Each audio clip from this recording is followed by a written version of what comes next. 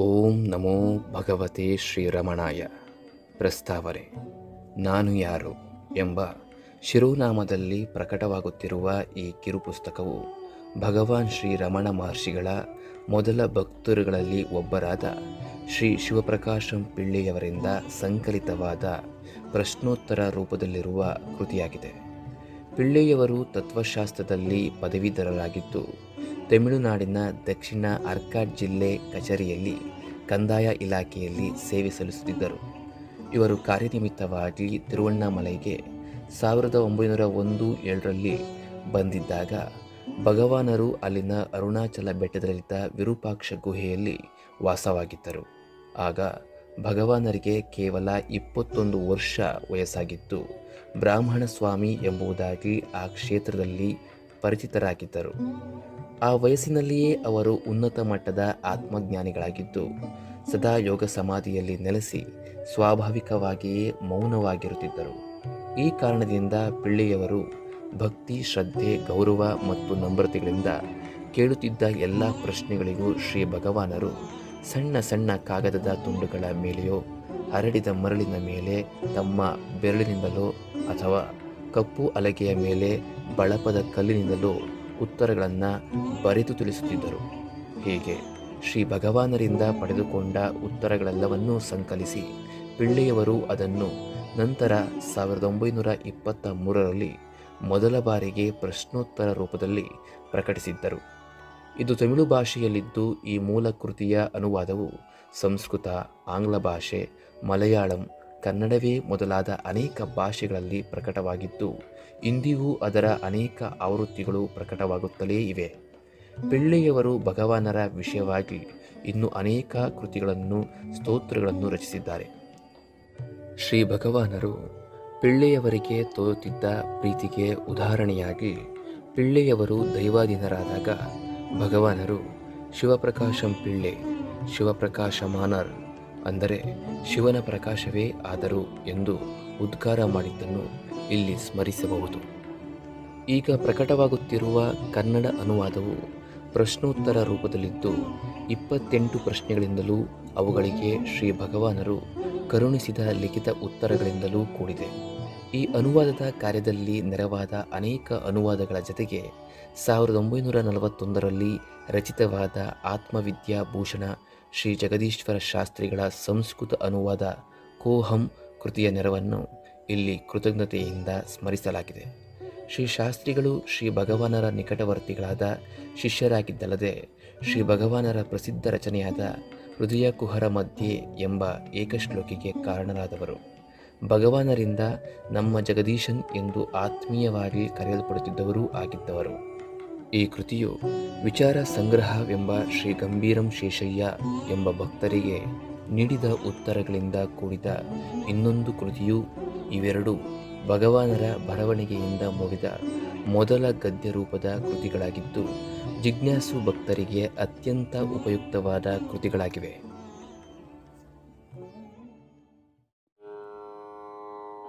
ಓಂ ನಮೋ ಭಗವತೆ ಶ್ರೀರಮಣಾಯ. ನಾನು ಯಾರು? ಸಕಲ ಜೀವಿಗಳು ದುಃಖ ಎನ್ನುವುದಿಲ್ಲದೆ ಯಾವಾಗಲೂ ಸುಖವಾಗಿರಬೇಕೆಂದು ಬಯಸುತ್ತವೆ. ಪ್ರತಿಯೊಬ್ಬರಿಗೂ ತಮ್ಮಲ್ಲಿ ಪರಮ ಪ್ರೀತಿ ಇರುವುದು ಕಂಡುಬರುತ್ತಿದೆ. ಪ್ರೀತಿಗೆ ಸುಖವೇ ಕಾರಣವಾಗಿರುವುದರಿಂದ ಮನಸ್ಸಿಲ್ಲದ ಸುಷುಪ್ತಿ, ಅಂದರೆ ಗಾಢವಾದ ನಿದ್ರೆಯಲ್ಲಿ ಪ್ರತಿ ದಿವಸವೂ ಅನುಭವಿಸುತ್ತಿರುವ ತನ್ನ ನಿಜ ಸ್ವಭಾವದ ಆ ಸುಖವನ್ನು ಪಡೆಯಲು ತನ್ನನ್ನು ತಾನು ಅರಿತುಕೊಳ್ಳುವುದು ಅತ್ಯವಶ್ಯಕ. ಇದಕ್ಕೆ ನಾನು ಯಾರು ಎನ್ನುವ ಜ್ಞಾನ ವಿಚಾರವೇ ಪ್ರಮುಖವಾದ ಸಾಧನೆ. ಪ್ರಶ್ನೆಗಾರ: ನಾನು ಯಾರು? ಮಹರ್ಷಿಗಳು. ಸಪ್ತಧಾತು, ಅಂದರೆ ಮಜ್ಜೆ, ಮೂಳೆ, ಕೊಬ್ಬು, ಮಾಂಸ, ರಕ್ತ, ಒಳಚರ್ಮ, ಹೊರಚರ್ಮಗಳಿಂದ ಕೂಡಿರುವ ಸ್ಥೂಲ ಶರೀರವು ನಾನಲ್ಲ. ಶಬ್ದ, ಸ್ಪರ್ಶ, ರೂಪ, ರಸ ಮತ್ತು ಗಂಧಗಳೆನ್ನುವ ಪಂಚ ವಿಷಯಗಳನ್ನು ಪ್ರತ್ಯೇಕವಾಗಿ ಅರಿಯುವ ಪಂಚ ಜ್ಞಾನೇಂದ್ರಿಯಗಳೂ ನಾನಲ್ಲ. ವಾಕು, ಕೈಕಾಲುಗಳು, ಗುದೋಪಸ್ಥಾನಗಳೆಂಬ ಪಂಚ ಕರ್ಮೇಂದ್ರಿಯಗಳೂ ನಾನಲ್ಲ. ಪ್ರಾಣ, ಅಪಾನ, ವ್ಯಾನ, ಉದಾನ, ಸಮಾನವೆಂಬ ಪಂಚಪ್ರಾಣಗಳೂ ನಾನಲ್ಲ. ಸಂಕಲ್ಪಾತ್ಮಕ ಅಂದರೆ ಆಲೋಚನಾತ್ಮಕವಾದ ಮನಸ್ಸು ನಾನಲ್ಲ. ಸರ್ವ ವಿಷಯ ಅಂದರೆ ಪದಾರ್ಥಗಳು, ಸರ್ವ ವೃತ್ತಿಗಳೂ ಇಲ್ಲದೆ ಕೇವಲ ವಿಷಯ ವಾಸನೆಯಿಂದ ಕೂಡಿರುವ ಅಜ್ಞಾನವೂ ನಾನಲ್ಲ. ಪ್ರಶ್ನೆಗಾರ: ಇವೆಲ್ಲವೂ ನಾನಲ್ಲ ಎಂದಾದರೆ ನಾನು ಯಾರು? ಮಹರ್ಷಿಗಳು: ಮೇಲೆ ತಿಳಿಸುವುದನ್ನೆಲ್ಲವನ್ನೂ ನಾನಲ್ಲ ಅಂದರೆ ನೇತಿ ನೇತಿ ಎಂದು ಅಲ್ಲಗಳೆದ ಬಳಿಕ ಉಳಿಯುವ ಶುದ್ಧ ಅರಿವೇ ನಾನು. ಪ್ರಶ್ನೆಗಾರ: ಈ ಅರಿವಿನ ಸ್ವರೂಪವೇನು? ಮಹರ್ಷಿಗಳು: ಈ ಅರಿವಿನ ಸ್ವರೂಪವೇ ಸಚ್ಚಿದಾನಂದ ಅಂದರೆ ಸತ್ ಚಿತ್ ಆನಂದ. ಪ್ರಶ್ನೆಗಾರ: ಸ್ವರೂಪ ದರ್ಶನವು ಅಂದರೆ ಆತ್ಮ ಸಾಕ್ಷಾತ್ಕಾರವು ಯಾವಾಗ ಲಭಿಸುತ್ತದೆ? ಮಹರ್ಷಿಗಳು: ತೋರುತ್ತಿರುವ ಪ್ರಪಂಚವು ಇಲ್ಲವಾದಾಗ, ಅಂದರೆ ನಾನು ಶರೀರದಲ್ಲಿದ್ದೇನೆ, ಪ್ರಪಂಚವು ನನ್ನಿಂದ ಹೊರಗಿದೆ ಎಂಬ ಜಗದ್ದೃಷ್ಟಿಯು ನಿವಾರಣೆಯಾದಾಗ ಸ್ವರೂಪ ದರ್ಶನವು ಆಗುತ್ತದೆ. ಪ್ರಶ್ನೆಗಾರ: ಪ್ರಪಂಚವು ಇದ್ದರೂ ಅಂದರೆ ಸತ್ಯವೆಂದು ತೋರುತ್ತಿದ್ದರೂ ಸ್ವರೂಪ ದರ್ಶನವು ಸಾಧ್ಯವಿಲ್ಲವೇ? ಮಹರ್ಷಿಗಳು: ಸಾಧ್ಯವಿಲ್ಲ. ಪ್ರಶ್ನೆಗಾರ: ಏಕೆ? ಮಹರ್ಷಿಗಳು: ನೋಡುವವನು ಅಂದರೆ ದೃಕ್ ಮತ್ತು ನೋಡಲ್ಪಡುತ್ತಿರುವುದು ಅಂದರೆ ದೃಶ್ಯ, ಇವೆರಡೂ ಹಗ್ಗ ಮತ್ತು ಹಾವಿನ ದೃಷ್ಟಾಂತದಂತೆ ಇರುತ್ತವೆ. ಹಗ್ಗದಲ್ಲಿ ಕಲ್ಪಿತವಾದ ಹಾವಿನ ಜ್ಞಾನವು ಅಂದರೆ ಅಜ್ಞಾನವು ಹೋದ ಹೊರತು ಅದಕ್ಕೆ ಆಶ್ರಯವಾದ ಹಗ್ಗದ ಜ್ಞಾನವು ಆಗದಿರುವಂತೆ ಕಲ್ಪಿತವಾದ ಜಗದೃಷ್ಟಿಯು ಹೋದ ಹೊರತು ಅದಕ್ಕೆ ಆಶ್ರಯವಾದ ಸ್ವರೂಪ ದರ್ಶನವು ಸಾಧ್ಯವಾಗದು. ಪ್ರಶ್ನೆಗಾರ: ತೋರುತ್ತಿರುವ ಪ್ರಪಂಚವು ಇಲ್ಲವಾಗುವುದು ಯಾವಾಗ? ಮಹರ್ಷಿಗಳು: ಎಲ್ಲ ಅರಿವಿಗೂ ಮತ್ತು ಎಲ್ಲ ಕಾರ್ಯಗಳಿಗೂ ಕಾರಣವಾದ ಮನಸ್ಸು ಅಡಗಿದಾಗ ಅಂದರೆ ಲಯವಾದಾಗ ಪ್ರಪಂಚವು ಇಲ್ಲವಾಗುವುದು. ಪ್ರಶ್ನೆಗಾರ: ಮನಸ್ಸಿನ ಸ್ವರೂಪವೇನು? ಮಹರ್ಷಿಗಳು: ಮನಸ್ಸು ಎಂದು ಕರೆಯಲ್ಪಡುವುದು ಆತ್ಮಸ್ವರೂಪದಲ್ಲಿನ ಒಂದಾನೊಂದು ಅತಿಶಯವಾದ ಶಕ್ತಿ. ಅದೇ ಎಲ್ಲ ಸಂಕಲ್ಪಗಳಿಗೂ ಕಾರಣ. ಆಲೋಚನೆಗಳ ಸಮೂಹದ ಹೊರತಾಗಿ ಪ್ರತ್ಯೇಕವಾಗಿ ಮನಸ್ಸೆಂಬುವುದು ಇಲ್ಲ. ಆದ ಕಾರಣ ಸಂಕಲ್ಪವೇ ಮನಸ್ಸಿನ ಸ್ವರೂಪ. ಸಂಕಲ್ಪಗಳನ್ನು ಬಿಟ್ಟು ಪ್ರಪಂಚವೆಂಬ ವಸ್ತು ಸ್ವತಂತ್ರವಾಗಿ ಬೇರೆ ಇಲ್ಲ. ಎಚ್ಚರ ಮತ್ತು ಕನಸುಗಳಲ್ಲಿ ಆಲೋಚನೆಗಳು ಇವೆ, ಪ್ರಪಂಚವೂ ಇದೆ. ಜೇಡರ ಹುಳುವು ಹೇಗೆ ತನ್ನ ಶರೀರದೊಳಗಿನಿಂದ ಬಲೆಯ ನೂಲನ್ನು ಹೊರತಂದು ಬಳಿಕ ಅದನ್ನು ತನ್ನೊಳಗೆಯೇ ಸೆಳೆದುಕೊಂಡು ವಿಲೀನಗೊಳಿಸಿಕೊಳ್ಳುತ್ತದೆಯೋ, ಅಂತೆಯೇ ಮನಸ್ಸು ತನ್ನೊಳಗಿನ ಜಗತ್ತನ್ನು ಹೊರದೂರಿ ಮತ್ತೆ ಅದನ್ನು ತನ್ನೊಳಗೇ ವಿಲೀನಗೊಳಿಸಿಕೊಳ್ಳುತ್ತದೆ. ಮನಸ್ಸು ಬಹಿರ್ಮುಖವಾದಾಗ ಅಂದರೆ ಸ್ವರೂಪದಿಂದ ಹೊರಬಂದಾಗ ಪ್ರಪಂಚವು ತೋರಿಕೊಳ್ಳುತ್ತದೆ. ಆದ್ದರಿಂದ ಪ್ರಪಂಚವು ತೋರುತ್ತಿರುವಾಗ ಸ್ವರೂಪವು ತೋರುವುದಿಲ್ಲ, ಸ್ವರೂಪವು ಪ್ರಕಾಶಿಸುತ್ತಿರುವಾಗ ಪ್ರಪಂಚವು ತೋರುವುದಿಲ್ಲ. ಮನಸ್ಸಿನ ಸ್ವರೂಪವನ್ನು ಎಡೆಬಿಡದೆ ವಿಚಾರಕ್ಕೆ ಒಳಪಡಿಸುತ್ತಲೇ ಇದ್ದರೆ ಮನಸ್ಸು ಆತ್ಮವೇ ಆಗಿಬಿಡುವುದು. ಮನಸ್ಸು ಎನ್ನುವುದು ಯಾವಾಗಲೂ ಒಂದು ಸ್ಥೂಲ ವಸ್ತುವನ್ನು ಆಶ್ರಯಿಸಿಯೇ ಇರುತ್ತದೆ. ಹಾಗೆ ಆಶ್ರಯಿಸದೆ ಅದು ಬೇರೆಯಾಗಿರುವುದಿಲ್ಲ. ಮನಸ್ಸನ್ನೇ ವ್ಯವಹಾರದಲ್ಲಿ ಸೂಕ್ಷ್ಮ ಶರೀರವೆಂದು ಅಥವಾ ಜೀವನೆಂದು ಕರೆಯಲ್ಪಡಲಾಗುತ್ತದೆ. ಪ್ರಶ್ನೆಗಾರ: ಮನಸ್ಸಿನ ಸ್ವರೂಪವನ್ನು ಅರಿಯಲು ಸಾಧನವಾದ ವಿಚಾರ ಮಾರ್ಗವು ಯಾವುದು? ಮಹರ್ಷಿಗಳು: ಈ ಶರೀರದಲ್ಲಿ ನಾನು ಎಂದು ಉದಿಸುವುದು ಯಾವುದೋ ಅದೇ ಮನಸ್ಸು. ನಾನು ಎಂಬ ಕಲ್ಪನೆಯು ಶರೀರದಲ್ಲಿ ಮೊದಲು ಎಲ್ಲಿಂದ ಉದಿಸುತ್ತದೆ ಎಂದು ಶೋಧಿಸಿದಾಗ ಅದು ಹೃದಯದಲ್ಲಿ ಎಂದು ತಿಳಿಯುವುದು. ಅದೇ ಮನಸ್ಸಿನ ಉಗಮಸ್ಥಾನ. ಒಬ್ಬನು ಎಡೆಬಿಡದೆ ನಾನು ನಾನು ಎಂದು ಆವೃತ್ತಿ ಮಾಡುತ್ತಲೇ ಇದ್ದರೂ ಕೂಡ ಅದು ಕೊನೆಗೆ ಅವನನ್ನು ಅಲ್ಲಿಗೆ ಕೊಂಡೊಯ್ದು ಬಿಡುತ್ತದೆ. ಮನಸ್ಸಿನಲ್ಲಿ ಉದಿಸುವ ಎಲ್ಲ ಸಂಕಲ್ಪಗಳಿಗೂ ನಾನು ಎಂಬ ಸಂಕಲ್ಪವೇ ಮೊದಲನೆಯದು. ಇದು ಮೊದಲು ಉದಿಸಿದ ಬಳಿಕವೇ ಇತರ ಎಲ್ಲ ಸಂಕಲ್ಪಗಳು ಉದಿಸುವುದು. ನಾನು ಎಂದು ಉದಿಸಿದ ಬಳಿಕವೇ ನೀನು ಮತ್ತು ಅವನು ಎಂಬುದು ತೋರಿಕೊಳ್ಳುತ್ತವೆ. ನಾನು ಎಂಬ ಉತ್ತಮ ಪುರುಷನಿಲ್ಲದೆ ನೀನು ಮತ್ತು ಅವನು ಎಂಬ ಪ್ರಥಮ ಮತ್ತು ಮಧ್ಯಮ ಪುರುಷರು ಇರಲು ಸಾಧ್ಯವಿಲ್ಲ. ಪ್ರಶ್ನೆಗಾರ: ಮನಸ್ಸು ಇಲ್ಲವಾಗುವುದು ಹೇಗೆ? ಮಹರ್ಷಿಗಳು: ನಾನು ಯಾರು ಎಂದು ನಿರಂತರವಾಗಿ ಶೋಧಿಸುವುದರಿಂದ ಮಾತ್ರವೇ ಮನಸ್ಸು ಇಲ್ಲವಾಗುತ್ತದೆ. ನಾನು ಯಾರು ಎಂಬ ಚಿಂತನೆಯೇ ಇತರ ಎಲ್ಲ ಆಲೋಚನೆಗಳನ್ನು ನಾಶಗೊಳಿಸಿ ಶವವನ್ನು ಸುಡಲು ಉಪಯೋಗಿಸುವ ಕಟ್ಟಿಗೆಯಂತೆ ಕೊನೆಗೆ ತಾನೂ ನಾಶವಾಗಿ ಬಿಡುತ್ತದೆ. ಬಳಿಕ ಸ್ವರೂಪ ದರ್ಶನವಾಗುವುದು. ಪ್ರಶ್ನೆಗಾರ: ನಾನು ಯಾರು ಎಂಬ ವಿಚಾರ ಮಾರ್ಗದ ಶೋಧನೆಯನ್ನು ಎಡೆಬಿಡದೆ ಕೈಗೊಳ್ಳುವುದು ಹೇಗೆ? ಮಹರ್ಷಿಗಳು: ಈ ಶೋಧನೆಯ ಮಾರ್ಗದಲ್ಲಿ ಸಂಕಲ್ಪಗಳು ಮತ್ತೆ ಮತ್ತೆ ಉಂಟಾಗುತ್ತಿದ್ದರೂ ಅವುಗಳನ್ನು ಹಿಂಬಾಲಿಸಲು ಪ್ರಯತ್ನಿಸದೆ ಈ ಸಂಕಲ್ಪಗಳು ಯಾರಿಗೆ ಉಂಟಾಗುತ್ತಿದೆ ಎಂದು ವಿಚಾರಿಸಬೇಕು. ಎಷ್ಟೇ ಸಂಕಲ್ಪಗಳು ಬರುತ್ತಿರಲಿ ಅದರಿಂದೇನು? ಪ್ರತಿಯೊಂದು ಸಂಕಲ್ಪವು ಹೊರಬರುತ್ತಿರುವಾಗಲೇ ಇದು ಯಾರಿಗೆ ಎಂದು ಎಚ್ಚರಿಕೆಯಿಂದ ವಿಚಾರಿಸಿದಾಗ ನನಗೇ ಎಂದು ತೋರುವುದು. ಆಗ ನಾನು ಯಾರು ಎಂದು ಪಟ್ಟು ಬಿಡದೆ ವಿಚಾರ ಮಾಡುತ್ತಿದ್ದರೆ ಮನಸ್ಸು ತನ್ನ ಉಗಮ ಸ್ಥಾನಕ್ಕೆ ಹಿಂತಿರುಗುವುದು.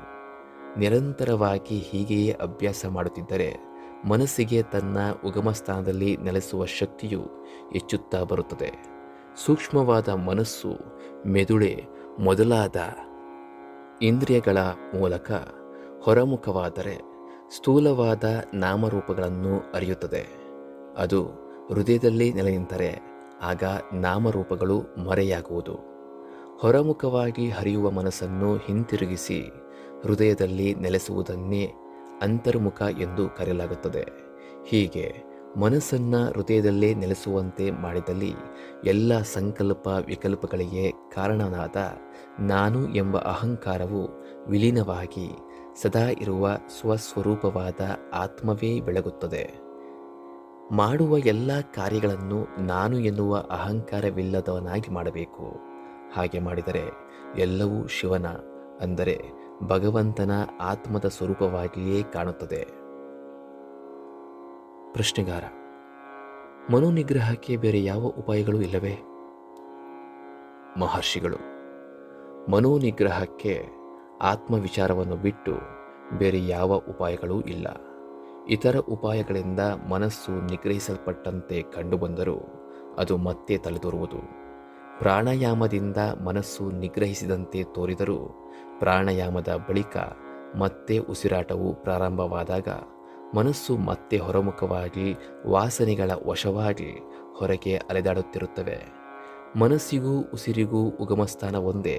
ಮನಸ್ಸಿಗೆ ಸಂಕಲ್ಪವೇ ಸ್ವರೂಪ. ನಾನು ಎಂಬ ಭಾವನೆಯೇ ಮನಸ್ಸಿನ ಮೊದಲನೆಯ ಕಲ್ಪನೆ. ಅದಕ್ಕೆ ಅಹಂಕಾರವೆಂದು ಹೆಸರು. ಅಹಂಕಾರವು ಎಲ್ಲಿಂದ ಉದಿಸುತ್ತದೋ ಅಲ್ಲಿಂದಲೇ ಉಸಿರು ಉದಿಸುತ್ತದೆ. ಆದುದರಿಂದ ಮನಸ್ಸನ್ನು ನಿಗ್ರಹಿಸಿದಾಗ ಉಸಿರು, ಉಸಿರನ್ನು ನಿಗ್ರಹಿಸಿದಾಗ ಮನಸ್ಸು ನಿಗ್ರಹಿಸಲ್ಪಟ್ಟಿರುತ್ತದೆ. ಆದರೆ ಸುಷುಪ್ತಿಯಲ್ಲಿ ಮನಸ್ಸು ನಿಗ್ರಹಿಸಲ್ಪಟ್ಟಿದ್ದರೂ ಉಸಿರಾಟವು ನಿಂತಿರುವುದಿಲ್ಲ. ದೇಹದ ಸಂರಕ್ಷಣೆಯ ಕಾರಣವಾಗಿಯೂ ದೇಹವು ಮರಣ ಹೊಂದಿರುವುದೋ ಎಂಬ ಸಂಶಯವು ಉಂಟಾಗದಿರುವುದಕ್ಕಾಗಿಯೂ ಈ ವಿಧವಾಗಿ ಈಶ್ವರನ ನಿಯಮವು ಏರ್ಪಟ್ಟಿರುವುದು. ಎಚ್ಚರ ಮತ್ತು ಸಮಾಧಿ ಸ್ಥಿತಿಗಳಲ್ಲಿ ಮನಸ್ಸು ನಿಗ್ರಹಿಸಲ್ಪಟ್ಟಿರುವಾಗ ಉಸಿರು ನಿಗ್ರಹಿಸಲ್ಪಟ್ಟಿರುವುದು. ಉಸಿರು ಮನಸ್ಸಿನ ಸ್ಥೂಲ ರೂಪವೇ. ಮರಣ ಕಾಲದವರೆಗೆ ಮನಸ್ಸು ಶರೀರದಲ್ಲಿ ಉಸಿರನ್ನು ಧರಿಸಿಕೊಂಡಿದ್ದು, ಶರೀರವು ಮರಣ ಹೊಂದುವ ಸಮಯದಲ್ಲಿ ಆ ಮನಸ್ಸೇ ಉಸಿರನ್ನು ತನ್ನಲ್ಲಿ ಸೇರಿಸಿಕೊಂಡು ಹೊರಟು ಹೋಗುತ್ತದೆ. ಆದ ಕಾರಣ ಮನೋನಿಗ್ರಹಕ್ಕೆ ಪ್ರಾಣಾಯಾಮವು ನೆರವಾಗಬಹುದೇ ಹೊರತು ಅದರಿಂದ ಮನೋನಾಶವಾಗುವುದಿಲ್ಲ. ಪ್ರಾಣಾಯಾಮದಂತೆಯೇ ಮೂರ್ತಿ ಧ್ಯಾನ, ಮಂತ್ರಜಪ, ಆಹಾರ ನಿಯಮಗಳೇ ಮೊದಲಾದವುಗಳು ಮನೋನಿಗ್ರಹಕ್ಕೆ ನೆರವಾಗುತ್ತದೆ. ಮೂರ್ತಿ ಧ್ಯಾನ ಮತ್ತು ಮಂತ್ರ ಜಪಗಳಿಂದ ಮನಸ್ಸಿಗೆ ಏಕಾಗ್ರತೆಯುಂಟಾಗುತ್ತದೆ. ಮನಸ್ಸು ಸದಾ ಚಂಚಲ ಸ್ವಭಾವದಿಂದ ಕೂಡಿದೆ. ಸದಾ ಚಲಿಸುತ್ತಿರುವ ಆನೆಯ ಸೊಂಡಿಲಿಗೆ ಒಂದು ಸರಪಳಿಯನ್ನು ಕೊಟ್ಟರೆ ಅದು ಹೇಗೆ ಅದನ್ನೇ ಹಿಡಿದುಕೊಂಡು ತನ್ನ ಸೊಂಡಲಿನ ಚಲನೆಯನ್ನು ನಿಲ್ಲಿಸುವುದೋ ಹಾಗೆಯೇ ಚಂಚಲವಾದ ಮನಸ್ಸನ್ನು ಯಾವುದಾದರೂ ಒಂದು ನಾಮ ಅಥವಾ ರೂಪದಲ್ಲಿ ಚಿರಕಾಲ ಪಳಗಿಸಿದರೆ ಅದು ಅದೊಂದನ್ನೇ ಹಿಡಿದುಕೊಂಡು ತನ್ನ ಚಂಚಲತೆಯನ್ನು ಕಳೆದುಕೊಳ್ಳುವುದು. ಮನಸ್ಸು ಲೆಕ್ಕವಿಲ್ಲದಷ್ಟು ಸಂಕಲ್ಪಗಳಾಗಿ ಹರಡಿ ಹೋದಾಗ ಪ್ರತಿಯೊಂದು ಸಂಕಲ್ಪವೂ ಬಲಹೀನವಾಗುತ್ತದೆ. ಆದರೆ ಸಂಕಲ್ಪಗಳು ಕಡಿಮೆಯಾಗುತ್ತಾ ಬಂದಾಗ ಮನಸ್ಸು ಏಕಾಗ್ರತೆಯನ್ನು ಹೊಂದಿ ಅದರಿಂದ ಬಲಶಾಲಿಯಾದ ಅಂತಹ ಮನಸ್ಸಿಗೆ ಆತ್ಮವಿಚಾರವು ಸುಲಭವಾಗಿ ಸಿದ್ಧಿಸುವುದು. ಸಕಲ ನಿಯಮಗಳಲ್ಲಿ ಶ್ರೇಷ್ಠವಾಗಿರುವ ಹಿತಮಿತ ಸಾತ್ವಿಕ ಆಹಾರ ಸೇವನೆಯ ನಿಯಮಗಳಿಂದ ಮನಸ್ಸಿನ ಸತ್ವಗುಣವು ವೃದ್ಧಿಯಾಗಿ ಆತ್ಮವಿಚಾರಕ್ಕೆ ನೆರವಾಗುವುದು. ಪ್ರಶ್ನೆಗಾರ: ವಿಷಯವಾಸನೆಗಳಿಂದ ಉಂಟಾಗುವ ಸಂಕಲ್ಪಗಳು ಸಾಗರದಲ್ಲಿನ ಅಲೆಗಳಂತೆ ಸತತವಾಗಿ ಬರುತ್ತಲೇ ಇರುತ್ತವೆ. ಅವು ನಾಶವಾಗುವುದು ಯಾವಾಗ? ಮಹರ್ಷಿಗಳು: ಗಾಢವಾದ ಸ್ವಸ್ವರೂಪ ಧ್ಯಾನದಿಂದ ಕ್ರಮೇಣ ಅವುಗಳೆಲ್ಲವೂ ನಾಶವಾಗುವುದು.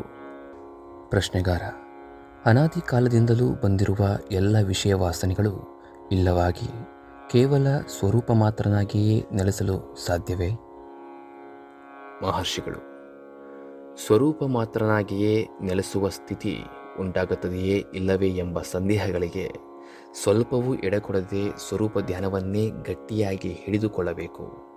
ಒಬ್ಬನು ಎಷ್ಟೇ ಪಾಪಿಯಾಗಿದ್ದರೂ ನಾನು ಪಾಪಿಯಾಗಿದ್ದೇನೆ, ಹೇಗೆ ತಾನೇ ನಾನು ಸಂಸಾರ ಸಾಗರವನ್ನು ದಾಟಬಲ್ಲೆ ಎಂಬ ಸಂತಾಪ ಚಿಂತನೆಯನ್ನೇ ಬುಡಸಹಿತವಾಗಿ ತೆಗೆದುಹಾಕಿ ದೃಢವಾಗಿ ಸ್ವರೂಪ ಧ್ಯಾನದಲ್ಲಿ ತತ್ಪರನಾಗಿದ್ದಲ್ಲಿ ನಿಶ್ಚಯವಾಗಿಯೂ ಅವನು ಕೃತಕೃತ್ಯನಾಗುವನು.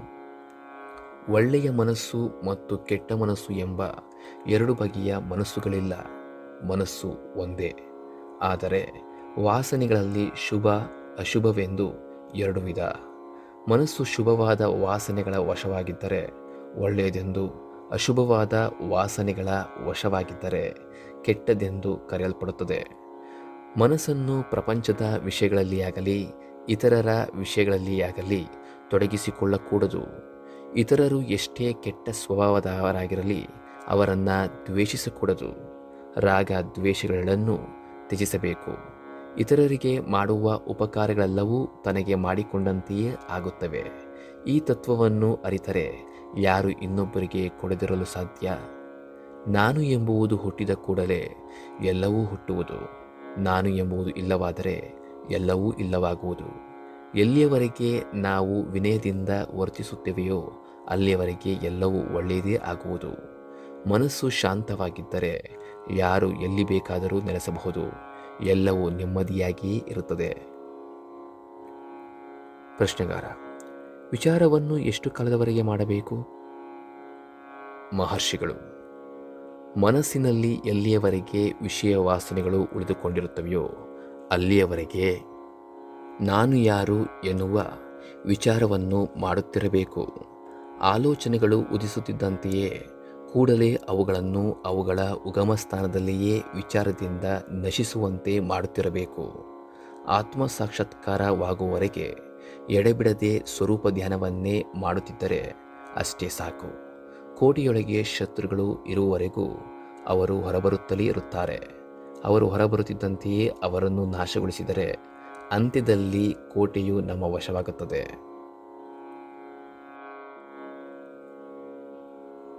ಪ್ರಶ್ನೆಗಾರ: ಆತ್ಮಸ್ವರೂಪದ ಸ್ವಭಾವವೇನು? ಮಹರ್ಷಿಗಳು: ವಾಸ್ತವವಾಗಿ ಯಾವಾಗಲೂ ಇರುವುದು ಆತ್ಮಸ್ವರೂಪ ಒಂದೇ. ಕಪ್ಪೆ ಚಿಪ್ಪಿನಲ್ಲಿ ಬೆಳ್ಳಿಯು ಕಲ್ಪಿತವಾಗಿರುವಂತೆ, ಅಂದರೆ ತೋರುತ್ತಿರುವಂತೆ, ಜಗತ್ತು, ಜೀವ, ಈಶ್ವರ ಈ ಮೂರು ಅದೇ ಆತ್ಮಸ್ವರೂಪದಲ್ಲಿ ಒಂದೇ ಕಾಲದಲ್ಲಿ ತೋರಿ ಒಂದೇ ಕಾಲದಲ್ಲಿ ಮರೆಯಾಗುವುದು. ಎಲ್ಲಿ ನಾನು ಎಂಬ ಭಾವನೆಯು ಸ್ವಲ್ಪವೂ ಇಲ್ಲವೋ ಅದೇ ಸ್ವರೂಪ, ಅದೇ ಮೌನ. ಸ್ವರೂಪವೇ ನಾನು, ಸ್ವರೂಪವೇ ಜಗತ್ತು, ಸ್ವರೂಪವೇ ಈಶ್ವರ, ಎಲ್ಲವೂ ಈಶ್ವರ ಸ್ವರೂಪವೇ. ಪ್ರಶ್ನೆಗಾರ: ಎಲ್ಲವೂ ಪರಮಾತ್ಮನ ಕಾರ್ಯವೇ ಅಲ್ಲವೇ? ಮಹರ್ಷಿಗಳು: ಇಚ್ಛೆ, ಸಂಕಲ್ಪ ಮತ್ತು ಪ್ರಯತ್ನಗಳಿಲ್ಲದೆ ಉದಿಸಿದ ಸೂರ್ಯನ ಸಾನ್ನಿಧ್ಯ ಮಾತ್ರದಿಂದಲೇ ಸೂರ್ಯಕಾಂತ ಶಿಲೆಯು ಅಗ್ನಿಜ್ವಾಲೆಯನ್ನು ಹೊರಚೆಲ್ಲುತ್ತದೆ. ಕಮಲ ಪುಷ್ಪವು ಅರಳುತ್ತದೆ, ನೀರು ಆವಿಯಾಗುತ್ತದೆ. ಜನರು ತಮ್ಮ ದಿನನಿತ್ಯದ ಕಾರ್ಯಗಳಲ್ಲಿ ತೊಡಗಿದ್ದು ಬಳಿಕ ವಿಶ್ರಮಿಸುತ್ತಾರೆ. ಹಾಗೆಯೇ ಅಯಸ್ಕಾಂತದ ಬಳಿಯಿರುವ ಸೂಚಿಯು ಚಲಿಸುವಂತೆ ಪರಮಾತ್ಮನ ಸನ್ನಿಧಿಯ ವಿಶೇಷ ಮಾತ್ರದಿಂದಲೇ ಸೃಷ್ಟಿ, ಸ್ಥಿತಿ ಮತ್ತು ಲಯವೆನ್ನುವ ಕೃತಕೃತ್ಯಗಳಿಗೆ ಅಥವಾ ಇದರೊಡನೆ ಕೂಡಿರುವ ತಿರೋಧಾನ ಮತ್ತು ಅನುಗ್ರಹಗಳೆಂಬ ಪಂಚಕೃತ್ಯಗಳಿಗೆ ಅಧೀನರಾದ ಜೀವರು ತಮ್ಮ ತಮ್ಮ ಕರ್ಮಗಳಿಗೆ ಅನುಸಾರವಾಗಿ ಕರ್ಮಗಳನ್ನೆಸಗಿ ಬಳಿಕ ಸುಮ್ಮನಾಗುತ್ತಾರೆ. ಆದರೆ ಪರಮಾತ್ಮನು ಸಂಕಲ್ಪರಹಿತನಾಗಿದ್ದು ಯಾವ ಕರ್ಮವೂ ಅವನನ್ನು ಅಂಟುವುದಿಲ್ಲ. ಹೀಗೆ ಅಂಟದಿರುವುದು ಹೇಗಿದೆಯೆಂದರೆ, ಪಂಚಭೂತಗಳಲ್ಲಿ ಒಂದಾದ ಹಾಗೂ ಸರ್ವವ್ಯಾಪಿಯಾದ ಆಕಾಶವು ಇನ್ನಿತರ 4 ಭೂತಗಳಿಗೆ ಅಂಟಿಕೊಳ್ಳದಿರುವಂತೆಯೂ ಪ್ರಪಂಚದ ಜೀವಿಗಳು ಮಾಡುವ ಕೃತ್ಯಗಳು ಸೂರ್ಯನಿಗೆ ಅಂಟಿಕೊಳ್ಳದಿರುವಂತೆಯೂ ಇರುತ್ತದೆ. ಪ್ರಶ್ನೆಗಾರ: ಭಕ್ತರಲ್ಲಿ ಯಾರು ಅತಿಶ್ರೇಷ್ಠರು? ಮಹರ್ಷಿಗಳು: ಆತ್ಮಸ್ವರೂಪವೇ ಆದ ಭಗವಂತನಿಗೆ ಯಾರು ತನ್ನನ್ನು ಸಂಪೂರ್ಣವಾಗಿ ಅರ್ಪಿಸಿಕೊಂಡಿರುತ್ತಾನೆಯೋ ಅವನೇ ಅತಿಶ್ರೇಷ್ಠನಾದ ಭಕ್ತ. ಆತ್ಮಚಿಂತನೆಯ ಹೊರತು ಬೇರ್ಯಾವ ಚಿಂತೆಗಳಿಗೂ ಎಡೆಗೊಡದೇ ಇರುವುದೇ ಭಗವಂತನಿಗೆ ಅರ್ಪಿಸಿಕೊಳ್ಳುವುದು ಎಂಬುದರ ನಿಜವಾದ ಅರ್ಥ. ಭಗವಂತನಿಗೆ ಸಮರ್ಪಿಸಲ್ಪಟ್ಟ ಎಲ್ಲ ಭಾರವನ್ನು ಅವನು ವಹಿಸಿಕೊಳ್ಳುತ್ತಾನೆ. ಭಗವಂತನ ಶಕ್ತಿಯೊಂದೇ ಎಲ್ಲ ಕಾರ್ಯಗಳನ್ನು ಮಾಡುತ್ತಿರುವುದರಿಂದ ನಾವು ಅದಕ್ಕೆ ತಲೆಬಾಗಿರುವುದನ್ನು ಬಿಟ್ಟು ಹೀಗೆ ಮಾಡಬೇಕು ಹಾಗೆ ಮಾಡಬೇಕು ಎಂದು ಸತತವಾಗಿ ಏಕೆ ಚಿಂತಿಸುತ್ತಿರಬೇಕು? ರೈಲು ಗಾಡಿಯು ಎಲ್ಲ ಭಾರವನ್ನು ಹೊರುತ್ತದೆ ಎಂಬುದನ್ನು ತಿಳಿದಿದ್ದು ಅದರಲ್ಲಿ ಪ್ರಯಾಣ ಮಾಡುವವನು ತನ್ನ ಬಳಿಯಿರುವ ಚಿಕ್ಕ ಗಂಟನ್ನು ತನ್ನ ತಲೆಯ ಮೇಲೆಯೇ ಹೊತ್ತುಕೊಂಡು ಕಷ್ಟಪಡುವುದೇಕೆ? ಪ್ರಶ್ನೆಗಾರ: ವೈರಾಗ್ಯವು ಯಾವುದು? ಮಹರ್ಷಿಗಳು: ಎಲ್ಲ ಸಂಕಲ್ಪಗಳನ್ನು ಅವುಗಳು ಉದಿಸುತ್ತಿರುವಾಗಲೇ ಸ್ವಲ್ಪವೂ ಉಳಿಯದಂತೆ ನಾಶ ಮಾಡುವುದನ್ನೇ ವೈರಾಗ್ಯವೆಂದು ಕರೆಯುತ್ತಾರೆ. ಸಮುದ್ರದಳದಲ್ಲಿರುವ ಮುತ್ತುಗಳನ್ನು ಹೊರತರುವವರು ತಮ್ಮ ಶರೀರಕ್ಕೆ ಭಾರವಾದ ಕಲ್ಲುಗಳನ್ನು ಕಟ್ಟಿಕೊಂಡು ಮುಳುಗಿ ಮುತ್ತುಗಳನ್ನು ಹೇಗೆ ಹೊರತರುತ್ತಾರೆಯೋ ಹಾಗೆಯೇ ಪ್ರತಿಯೊಬ್ಬರೂ ವೈರಾಗ್ಯವೇ ಮೊದಲಾದ ಸಾಧನೆಯ ಸಂಪತ್ತಿನಿಂದ ತನ್ನೊಳಗೆ ಮುಳುಗಿ ಆತ್ಮವೆಂಬ ಅತ್ಯಮೂಲ್ಯವಾದ ಮುತ್ತನ್ನು ಪಡೆಯಬಹುದು. ಪ್ರಶ್ನೆಗಾರ: ಜೀವನೊಬ್ಬನನ್ನು ಮುಕ್ತನನ್ನಾಗಿ ಮಾಡಲು ಭಗವಂತನಿಂದ ಮತ್ತು ಗುರುವಿನಿಂದ ಆಗುವುದಿಲ್ಲವೇ? ಮಹರ್ಷಿಗಳು: ಭಗವಂತ ಮತ್ತು ಗುರು ಇವರಿಬ್ಬರೂ ಮುಕ್ತರಾಗುವ ಮಾರ್ಗವನ್ನು ಮಾತ್ರ ತಿಳಿಸಿಕೊಡುತ್ತಾರೆ. ಅವರು ತಾವಾಗಿಯೇ ಜೀವನನ್ನು ಬಂಧಮುಕ್ತನಾಗಿ ಮಾಡುವುದಿಲ್ಲ. ವಾಸ್ತವವಾಗಿ ಭಗವಂತ ಮತ್ತು ಗುರು ಬೇರೆ ಬೇರೆ ಅಲ್ಲ. ಹುಲಿಯ ಬಾಯಿಗೆ ಸಿಲುಕಿದ ಪ್ರಾಣಿಯು ಹೇಗೆ ಅದರಿಂದ ತಪ್ಪಿಸಿಕೊಳ್ಳಲಾರದೋ ಹಾಗೆ ಗುರುವಿನ ಕೃಪಕಟಾಕ್ಷೆ ಸಿಕ್ಕಿದವರು ಅವರಿಂದ ರಕ್ಷಿಸಲ್ಪಡುವರೇ ಹೊರತಾಗಿ ಎಂದಿಗೂ ತೊರೆಯಲ್ಪಡುವುದಿಲ್ಲ. ಆದರೂ ಪ್ರತಿಯೊಬ್ಬರೂ ಗುರು ತೋರಿದ ದಾರಿಯನ್ನು ತಪ್ಪದೆ ಸ್ವಪ್ರಯತ್ನದಿಂದ ಅನುಸರಿಸಿ ಮುಕ್ತಿಯನ್ನು ಹೊಂದಬೇಕು. ತನ್ನ ಅರಿವಿನ ಕಣ್ಣಿನಿಂದ ಮಾತ್ರವೇ ಒಬ್ಬನು ತನ್ನನ್ನು ತಾನು ಅರಿಯಲಾಗುವುದೇ ಹೊರತು ಇನ್ನೊಬ್ಬರ ಮೂಲಕ ಕಾಣುವುದು ಹೇಗೆ ಸಾಧ್ಯ? ರಾಮನಿಗೆ ತಾನು ರಾಮನೇ ಎಂದು ಅರಿಯಲು ಕನ್ನಡಿಯೊಂದರ ಅಗತ್ಯವೇನಿದೆ? ಪ್ರಶ್ನೆಗಾರ: ಮುಕ್ತಿಯನ್ನು ಬಯಸುವವನಿಗೆ ಅಂದರೆ ಪ್ರಪಂಚದ ತತ್ವಗಳ ಬಗ್ಗೆ ವಿಚಾರ ಮಾಡುವ ಅಗತ್ಯವಾದರೂ ಇದೆಯೇ? ಮಹರ್ಷಿಗಳು: ಕಸವನ್ನು ಗುಡಿಸಿ ಬಿಸಾಡಬೇಕಾದವನು ಅದನ್ನು ಪರೀಕ್ಷಿಸುತ್ತಲೇ ಇರುವುದರಿಂದ ಏನೂ ಉಪಯೋಗವಿಲ್ಲ. ಅದರಂತೆ ತನ್ನನ್ನು ಅರಿಯಬೇಕಾದವನೊಬ್ಬನು ತನ್ನ ಸ್ವರೂಪವನ್ನು ಕವಿದಿರುವ ತತ್ವಗಳೆಲ್ಲವನ್ನೂ ಒಟ್ಟು ಮಾಡಿ ಹೊರಗೆಸೆಯದೆ ಬರಿದೇ ಅವುಗಳ ಗುಣಲಕ್ಷಣಗಳನ್ನು ಪರೀಕ್ಷಿಸುವುದರಿಂದ ಯಾವ ಲಾಭವೂ ಇಲ್ಲ. ಪ್ರಪಂಚವು ಒಂದು ಸ್ವಪ್ನಕ್ಕೆ ಸಮಾನವೆಂದು ತಿಳಿದುಕೊಳ್ಳಬೇಕು. ಪ್ರಶ್ನೆಗಾರ: ಎಚ್ಚರ ಮತ್ತು ಕನಸುಗಳಿಗೆ ಭೇದವಿದೆಯೇ? ಮಹರ್ಷಿಗಳು: ಎಚ್ಚರ ದೀರ್ಘ, ಕನಸು ಕ್ಷಣಿಕ ಎನ್ನುವುದು ಅಷ್ಟೇ ಹೊರತು ಬೇರೆ ಭೇದಗಳಿಲ್ಲ. ಎಚ್ಚರದಲ್ಲಿ ನಡೆಯುವ ವ್ಯವಹಾರಗಳು ಆ ಸಮಯದಲ್ಲಿ ಹೇಗೆ ಸತ್ಯವೆಂದು ತೋರುವವೋ, ಕನಸಿನಲ್ಲಿ ತೋರುವ ವ್ಯವಹಾರಗಳು ಆ ಸಮಯದಲ್ಲಿ ಅಷ್ಟೇ ಸತ್ಯವೆಂದು ತೋರುತ್ತವೆ. ಕನಸಿನಲ್ಲಿ ಮನಸ್ಸು ಬೇರೊಂದು ಶರೀರವನ್ನು ಧರಿಸುತ್ತದೆ. ಎಚ್ಚರ ಕನಸುಗಳೆರಡಲ್ಲಿಯೂ ಸಂಕಲ್ಪ ವಿಕಲ್ಪಗಳು ನಾಮರೂಪಗಳು ಏಕಕಾಲದಲ್ಲಿಯೇ ತೋರಿಕೊಳ್ಳುತ್ತವೆ. ಪ್ರಶ್ನೆಗಾರ: ಮುಕ್ತಿಯನ್ನು ಬಯಸುವವನಿಗೆ ಶಾಸ್ತ್ರಗಳನ್ನು ಓದುವುದರಿಂದ ಏನಾದರೂ ಪ್ರಯೋಜನವಿದೆಯೇ? ಮಹರ್ಷಿಗಳು: ಶಾಸ್ತ್ರಗಳಲ್ಲಿ ಮುಕ್ತಿಯನ್ನು ಹೊಂದುವುದಕ್ಕೆ ಮನೋನಿಗ್ರಹವೇ ಉಪಾಯವೆಂದು ಉಪದೇಶಿಸುವುದರಿಂದ ಮನೋನಿಗ್ರಹವೇ ಶಾಸ್ತ್ರಗಳ ಸಾರ ಹಾಗೂ ಅಂತಿಮ ನಿರ್ಧಾರವೆಂದು, ಅಂದರೆ ಗುರುವಿನ ಮೂಲಕ ತಿಳಿದುಕೊಂಡ ಬಳಿಕ ಮಿತಿ ಇಲ್ಲದೆ ಶಾಸ್ತ್ರಗಳನ್ನು ಓದುವುದರಿಂದ ಬರುವ ಲಾಭವೇನು? ಅರಿವಿನ ಕಣ್ಣಿನ ಮೂಲಕವೇ ಒಬ್ಬನು ತನ್ನನ್ನು ತಾನು ಅರಿಯಬೇಕು. ಆತ್ಮನು ಅನ್ನಮಯಾದಿ ಪಂಚಕೋಶಗಳೊಡನೆ ಇರುವವನು, ಶಾಸ್ತ್ರಗಳಾದರೋ ಪಂಚಕೋಶಗಳ ಹೊರಗೆ.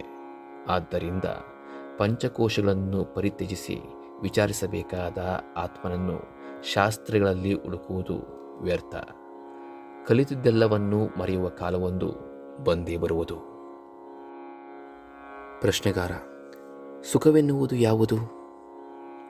ಮಹರ್ಷಿಗಳು: ಸುಖವೆನ್ನುವುದು ಆತ್ಮಸ್ವರೂಪವೇ. ಸುಖವೂ ಆತ್ಮಸ್ವರೂಪವೂ ಬೇರೆಯಲ್ಲ. ಪ್ರಪಂಚದ ವಸ್ತುಗಳಲ್ಲಿ ಸುಖವೆಂಬುವುದು ಎಂದಿಗೂ ಇಲ್ಲ. ಅವುಗಳಿಂದ ಸುಖವು ದೊರೆಯುವುದೆಂದು ನಾವು ನಮ್ಮ ಭ್ರಮೆಯಿಂದಲೇ ತಿಳಿದುಕೊಂಡಿದ್ದೇವೆ. ಮನಸ್ಸು ಹೊರಮುಖವಾದಾಗ ದುಃಖವನ್ನು ಅನುಭವಿಸುವುದು. ವಾಸ್ತವವಾಗಿ ನಮ್ಮ ಮನಸ್ಸಿನ ಬಯಕೆಗಳು ನೆರವೇರಿದಾಗಲೆಲ್ಲ ಮನಸ್ಸು ಸ್ವಸ್ಥಾನಕ್ಕೆ ಮರಳಿ ಆತ್ಮಸುಖವನ್ನೇ ಅನುಭವಿಸುತ್ತಿರುವುದು. ಅಂತೆಯೇ ಸುಷುಪ್ತ, ಸಮಾಧಿ, ಮೂರ್ಛೆ ಮೊದಲಾದ ಕಾಲಗಳಲ್ಲಿಯೂ ಇಷ್ಟವಾದದ್ದು ನೆರವೇರಿದಾಗಲೂ ಅನಿಷ್ಟವಾದದ್ದು ತೊಲಗಿದಾಗಲೂ ಮನಸ್ಸು ಒಳಮುಖವಾಗಿ ಆತ್ಮಸುಖವನ್ನೇ ಅನುಭವಿಸುತ್ತಿರುವುದು. ಈ ರೀತಿಯಾಗಿ ಮನಸ್ಸು ಹೊರಗೆ ಹೋಗುವುದರಲ್ಲಿಯೂ ಒಳಗೆ ಮರಳುವುದರಲ್ಲಿಯೂ ವಿಶ್ರಾಂತಿ ಇಲ್ಲದೆ ಅಲೆಯುತ್ತಲೇ ಇರುವುದು. ಉದಾಹರಣೆಗೆ, ಮರದಡಿಯಲ್ಲಿ ತಂಪಾದ ನೆರಳು ಸುಖವನ್ನು ನೀಡುವುದು. ಸೂರ್ಯನ ಬಿಸಿಲು ತಾಪವನ್ನು ಉಂಟು ಮಾಡುವುದು. ಬಿಸಿಲಿನಲ್ಲಿ ನಡೆದು ಹೋಗುತ್ತಿರುವ ಪ್ರಯಾಣಿಕನೊಬ್ಬನು ಬಿಸಿಲಿನ ಬೇಗೆಯಿಂದ ತನ್ನನ್ನು ರಕ್ಷಿಸಿಕೊಳ್ಳಲು ತಂಪಾದ ಮರದ ನೆರಳಿಗೆ ಬಂದು ಸ್ವಲ್ಪ ಕಾಲವಿದ್ದು ಮತ್ತೆ ಹೊರಟು ಬಿಸಿಲಿನಲ್ಲಿ ಬಸವಳಿದು ಮತ್ತೆ ನೆರಳಿಗೆ ಹಿಂತಿರುಗುವುದು. ಹೀಗೆ ಮಾಡುತ್ತಲೇ ಇರುತ್ತಾನೆ. ಹೀಗೆ ಮಾಡುವವನು ಅವಿವೇಕಿಯೇ. ವಿವೇಕಿಯಾದರೂ ತಂಪಾದ ನೆರಳಿನ ಆಶ್ರಯವನ್ನು ಬಿಟ್ಟು ಹೊರಬರುವುದೇ ಇಲ್ಲ. ಅದರಂತೆಯೇ ಸತ್ಯವನ್ನು ಅರಿತಿರುವ ಜ್ಞಾನಿಯ ಮನಸ್ಸು ಬ್ರಹ್ಮವನ್ನು ಅಗಲಿ ಎಂದಿಗೂ ಇರಲಾರದು. ಅಜ್ಞಾನಿಯ ಮನಸ್ಸಾದರೋ ಪ್ರಪಂಚದಲ್ಲಿಯೇ ಸುತ್ತಾಡುತ್ತಾ ದುಃಖ ಪಡುವುದರಲ್ಲಿಯೂ ಬಳಿಕ ಸ್ವಲ್ಪ ಕಾಲ ಬ್ರಹ್ಮನಲ್ಲಿ ನೆಲೆಸಿ ಸುಖವನ್ನು ಅನುಭವಿಸುವುದರಲ್ಲಿಯೂ ಕಳೆಯುವುದು. ವಾಸ್ತವವಾಗಿ ಜಗತ್ತು ಎನ್ನುವುದು ಮನಸ್ಸೇ. ಜಗತ್ತು ಮರೆಯಾದಾಗ, ಅಂದರೆ ಸಂಕಲ್ಪಗಳಿಲ್ಲದಾಗ ಮನಸ್ಸು ಆನಂದವನ್ನು ಅನುಭವಿಸುವುದು. ಜಗತ್ತು ತೋರುತ್ತಿರುವಾಗ ಅದು ದುಃಖವನ್ನು ಅನುಭವಿಸುತ್ತಿರುವುದು. ಪ್ರಶ್ನೆಗಾರ: ಜ್ಞಾನದೃಷ್ಟಿ ಎಂದರೇನು? ಮಹರ್ಷಿಗಳು: ಶಾಂತವಾಗಿ ಸುಮ್ಮನೆ ಇರುವ ಸ್ಥಿತಿಯನ್ನೇ ಜ್ಞಾನದೃಷ್ಟಿ ಎಂದು ಕರೆಯಲಾಗುತ್ತದೆ. ಸುಮ್ಮನೆ ಇರುವುದೆಂದರೆ ಮನಸ್ಸನ್ನು ಆತ್ಮಸ್ವರೂಪದಲ್ಲಿ ವಿಲೀನಗೊಳಿಸುವುದೇ.